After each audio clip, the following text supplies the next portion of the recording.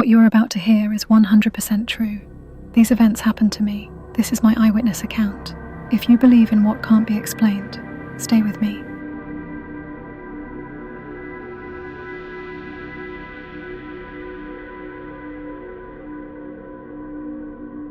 It was Valentine's Day of 2017. It should have been a moment where everything was beginning to come together in my life.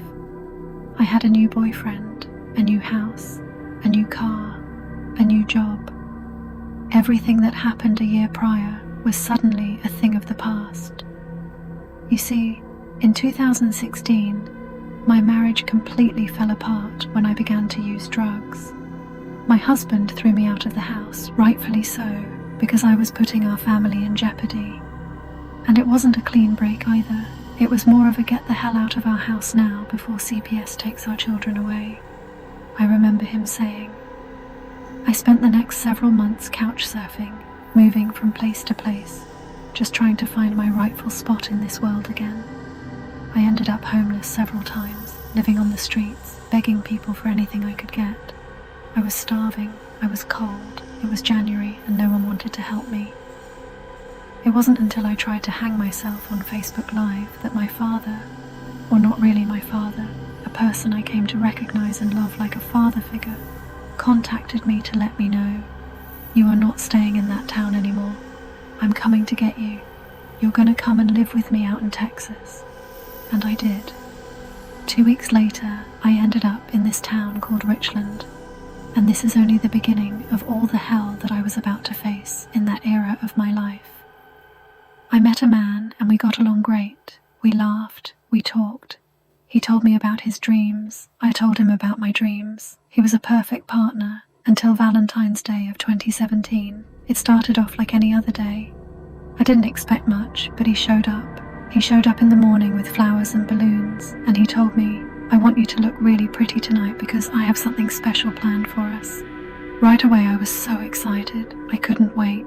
As the day went on, I did everything I could to occupy my mind. I cleaned, I listened to music, I even began to write stories like I used to do. My confidence was beginning to build once again because of him.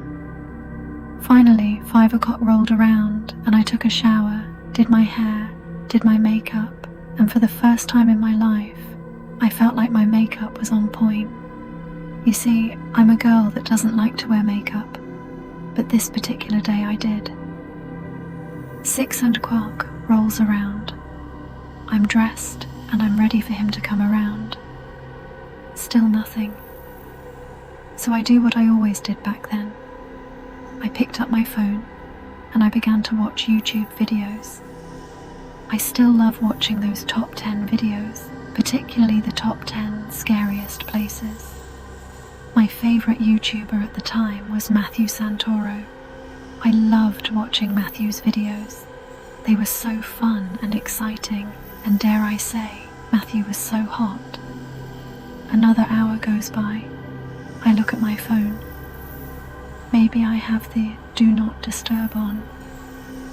Nothing. I call my boyfriend's phone. It rings and rings and rings until finally it goes to voicemail. Now I'm beginning to wonder if he is okay.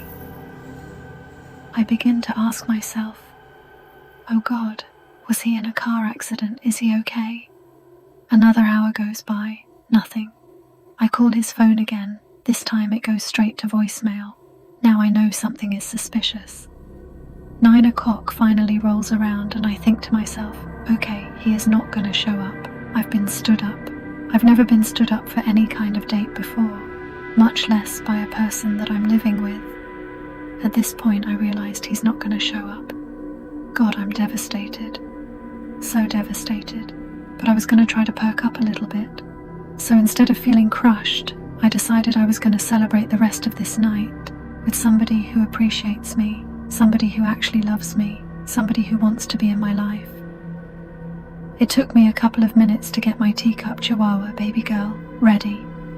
But finally I did, and I put her in the passenger seat in her basket and buckled her in. We went to the nearest drive-thru. I believe it was Whataburger.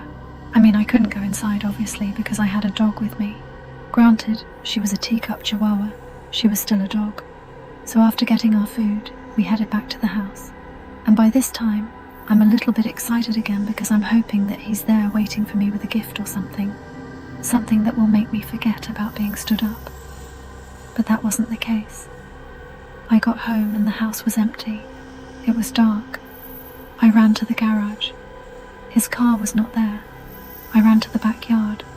Maybe he's sitting out back. He's not there. It was devastating. To be so excited and then to be so heartbroken. It was an emotional roller coaster. Finally, baby girl and I sat down to eat, but I couldn't eat. I was too heartbroken. I felt crushed. I felt humiliated by what had happened.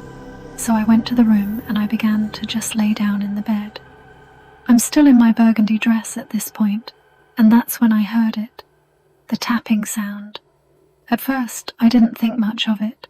Houses make sounds after all. But baby girl jumped off the bed to go investigate, and at this point, I'm thinking to myself, maybe he's here, maybe he finally came back, maybe he was planning something so extravagant and so exciting that it took him all day to take care of it, and now he's back and he's ready to give me whatever he has. The hope has returned. So I run outside, and as I'm running outside, I'm already picturing it. Baby girl jumping around his legs, me jumping into his arms, him carrying me back into the house to have Valentine's Day fun, if you know what I mean. But there was nothing outside. It was dark, it was cold, and baby girl is at my heels.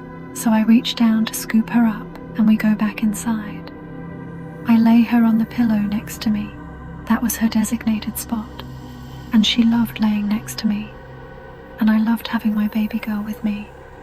And then I heard the tapping again, but this time it wasn't just tapping, it was tearing, wood breaking, that sensation. And then one thing I noticed, it wasn't just the tapping sound, it was the feeling I got. I have never been in a tornado, but from what I have heard, tornadoes have this thing where they pull the sound out of the air, so it sounds like your screams get sucked out of the air and no one hears you. And I had that feeling. But that's not the only feeling I had.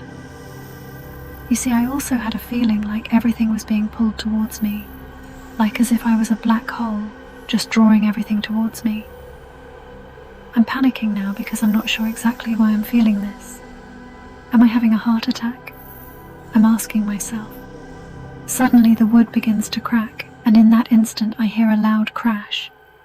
I didn't want to pick my head up out of the covers because I was humiliated. I was too humiliated to even lift my head. But baby girl ran to the edge of the bed and looked down and began to bark. I poked my head out. I thought maybe somebody had thrown something through the window. No, the mirror. The mirror that I had hung up on the wall with anchors was lying on the floor, shattered all over the place. I put my head down, thinking to myself, I must have put it in the wall incorrectly. But no, that's impossible. I drilled that mirror into the stud of the wall. There's no way it could have come off like that. I got up carefully and began to walk around the glass. I got my shoes and began to examine the wall. And to my horror, the wall wasn't just bare. It wasn't just a wall that seemed like something had fallen off of it. No, the spots where I had the anchors, they were torn out of the wall, torn out of the frame. Now I'm panicking. I don't know what just happened. To this day, I have no idea what transpired in that moment. But I do know this. It certainly was not normal. As I began to examine the walls, I'm noticing the splinters in the boards. Was it a telekinetic event? Was it a moment where I actually had an 11 moment, like 11 from Stranger Things? I don't know. And maybe I never will. If these stories found you, maybe they were meant to. Like and subscribe for more. There are things I've seen that I haven't told you yet.